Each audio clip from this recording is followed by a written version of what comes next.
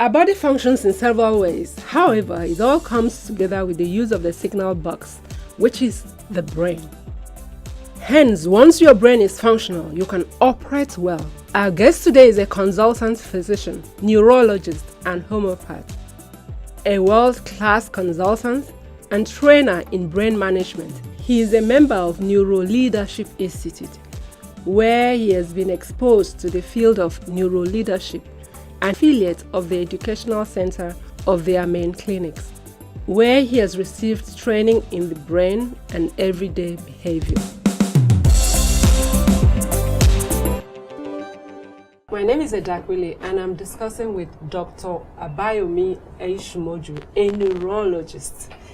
Doctor, welcome to our program. Thank you very much. It's a pleasure to be here. I guess you're going to introduce yourself more, let people know you more. I only know you as a neurologist, Dr. Abayomi Aiyesimoju. Please tell us more about yourself. Well, as you said, professionally, I'm a neurologist, which means I'm in that specialty of medicine that deals with diseases of the brain, diagnosing them and treating them. There is a distinction between a neurologist and a neurosurgeon. The neurologist does not do operations on the brain, but the neurosurgeon does operations on the brain. That is the basic difference. So, doctor, let's look at the diseases of the brain, the kind of diseases that we'll find. Well, the diseases of the brain are many. You can look at them from the point of view of the various causes of these diseases. For example, when you think of things to do with the blood vessels of the brain, one of the first things that will come to mind would be the stroke that people do have, okay?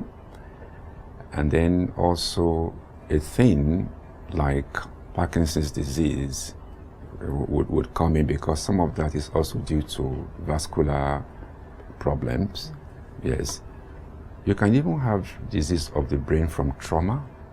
When you have a brain injury, it also constitutes a disease of the brain. You can have diseases of the brain from infections. People have abscess of the brain or inflammation of the meninges in meningitis. You can have diseases of the brain to do with the metabolism of the brain, the way it uses various nutrients to maintain itself in an optimum state. So by and large, when we think of various causes of diseases, the brain has its own fair share. And then you have a very important block of diseases of the brain which have to do with abnormal functioning and firing of the nerves of the brain in what you call epilepsy, or even a common condition like migraine will be part of. You can call diseases of the brain. So it's a very wide. So yes. What are the functions of the brain? Well, the functions of the brain you can look at as follows. First of all, it's a very huge. Let's just have the basic things there. What does our brain do for us? Yes. For example, you made this gesture now as you spoke. Okay. Yes. It comes from my brain. The brain is what you use in making those gestures. As I'm speaking, it's the brain. It's the brain with which you are speaking. Okay. When, for example, I move my right arm this way, it is the left part of my brain that I use in moving my right arm. And when I move my left arm, it is the right part of my brain that I use in doing that. So all our movements, the initiation of the movement, the control of the movement, control in the sense of making it smooth making it rhythmic. All that is part of the function of the brain. So now you're going to tell us how to care for our brain. Yes. Okay, let's go there. Okay. When we talk about caring for the brain, we can look at it under 4 headings. First of all, your diet is a very important part of caring for your brain. Please remember I said the brain is an organ of flesh and blood. The diet influences the state of the brain. And then your lifestyle also has a powerful impact on the state and health of your brain. Then there's a question of whether you are taking some supplementary measures to further support the health of your brain. That is an item on its own. And last but not the least is your positive mental attitude. This has also been shown to affect the health of your brain. So if you want to look at the things that you consider when you say you want to care for your brain, you have to look under those 4 headings, like the diet, so lifestyle. Doctor, let's take a break. When we come back, you're going to tell us some of the things that we can eat and we shouldn't eat to help us have that sharp, optimum brain. Good. Stay with us, we'll be right back. If you could put the value of exercise into a capsule, it will be a world beater. Bestseller. Yes, it will make CNN headlines. It's the end with the show.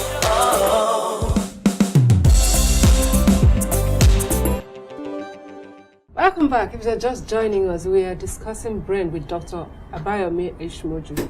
It's about telling us the kind of foods that we can eat to help boost our brain. Doctor. Thank you. What do we eat to boost the brain of our health? I think I'd like to start not just with food, but water. This is so important, and that's why I'm starting with it. The brain is 80% water. And one of the most important things you can do for your brain is to make sure that you drink enough water on a daily basis. What is enough? Enough would mean like 80 fluid ounces, which is, a fluid ounce is like 30 mils, okay? You multiply that by 80, roughly, that is like 2.4 liters. Oh. That is what it comes to, yes. Yes, you must make sure that your brain is always well hydrated. Because many a time, when you begin to feel tired, your thinking begins to become foggy. It may just be that the brain is becoming dehydrated. And if you do not do something about it, it becomes a chronic state with you. The stress process in the brain sets in, and wherever you have stress, you begin to produce certain substances that can actually begin to kill your brain cells. So that is the first and foremost thing about water. Plain water. Yes, plain water. Of course, if you have plain water primarily, but if you have natural juices, not the juices that already contain so many. Doctor, let's stay with water. Yes, we stay. Yes, we stay with water. Yes, that's the idea. Then, secondly, it's also important for you not to overfeed, not to suffocate your body with food, not to dump too many calories into your body system. Like your body is a dustbin, just Yes. everything. Yes. And it's been shown that those, whether human beings or animals, who just take enough of calories, nothing in excess, just enough to keep them going, they have an advantage in health and longevity over those who overeat. For the simple reason that when you give the body just enough, two things happen. The body is then compelled to be able to extract as much energy from that little that you give it. Its ability to use food for the production of energy increases. And it's been found that when you feed in that way, the body also produces what you can call growth hormones for the nerves that help in the rejuvenation and regeneration of brain nerves. So that's one important thing. And you were asking about what to eat. I guess what not to eat is also important. Well, when it comes to things like caffeine, you're careful not to overdo. When it comes to the consumption of alcohol, also you're careful not to go overboard. Essentially, in terms of what you eat and what you do not eat, these are some of the most important basic rules. So let's look at lifestyle. You mentioned lifestyle too is quite important. Yes, I did. I did mention lifestyle. Take a thing like exercise, for example. If you could put the value of exercise into a capsule, it would be a world beater. Bestseller. Yes. It will make CNN headlines. Okay. But with particular reference to the brain, it's been found that not only does regular exercise keep away many of the diseases of the brain, like the dementia, contribute to lessening the chances of you having dementia, even including Alzheimer's dementia.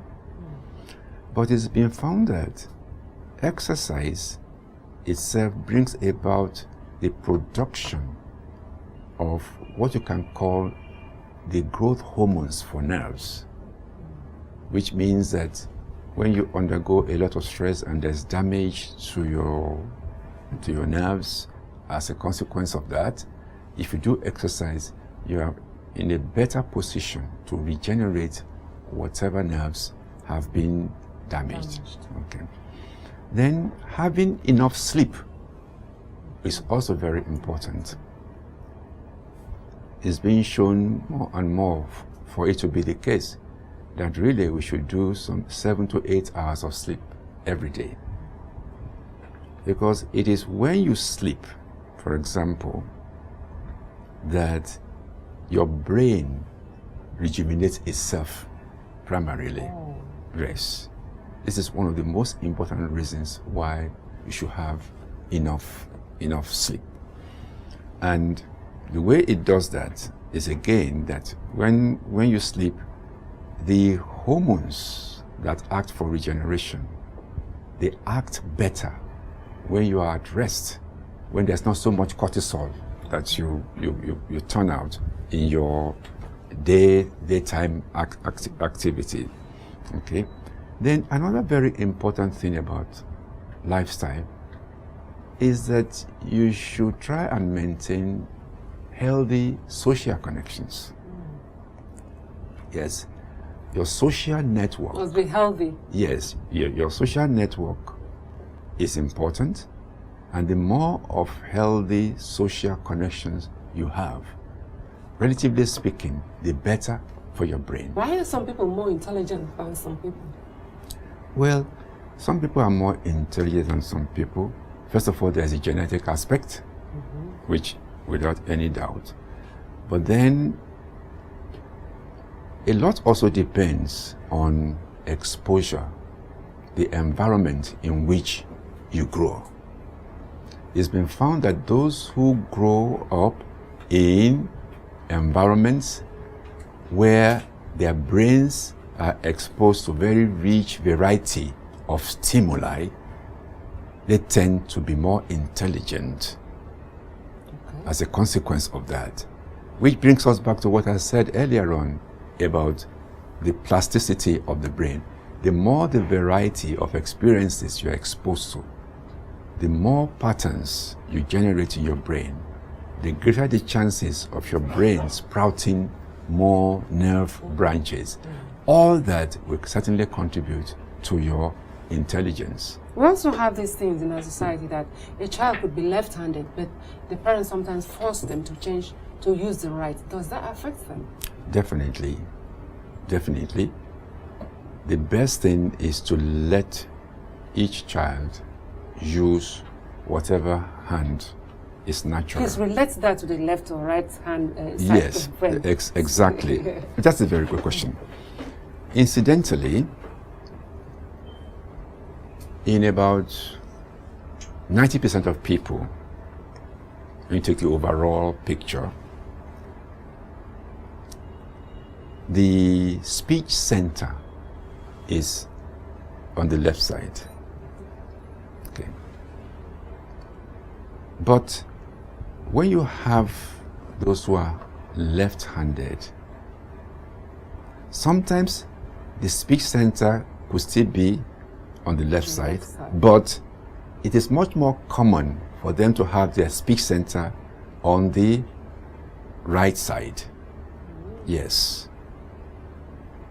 And in their own case, of course, the right side of the brain is the dominant side. That's why they find themselves using, yes, that's why they find themselves using their left hand to write. So you can imagine that forcing them is like trying to restructure and rewire the brain. And it could manifest in a number of things like stuttering or stammering. Yes. Knowledge is power. Absolutely. Doctor, let's take a break. I hope you like this, you're enjoying this. We'll be right back. You stay with us. If you know you cannot have the best diet, you may help yourself by being on supplements. Yes, like mineral and vitamin supplements, the basic mineral vitamin supplement. It's the end of the show.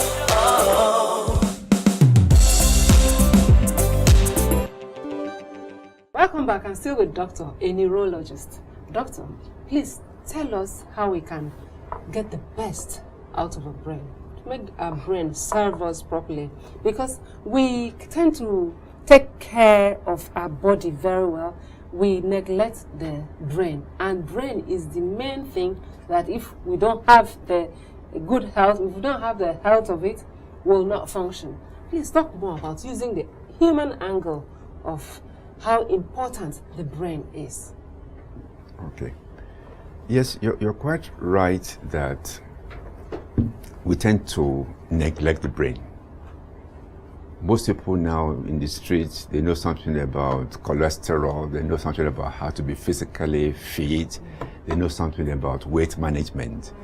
But hardly do you find people being knowledgeable about how to keep this brain in its optimum state of health. Perhaps it's because it is locked up in this really skull, up, yeah. and nobody seems to pay. Yes, nobody seems to pay attention to it. Well, one of the things we must do is to become aware that everything we do can have an impact on our brain.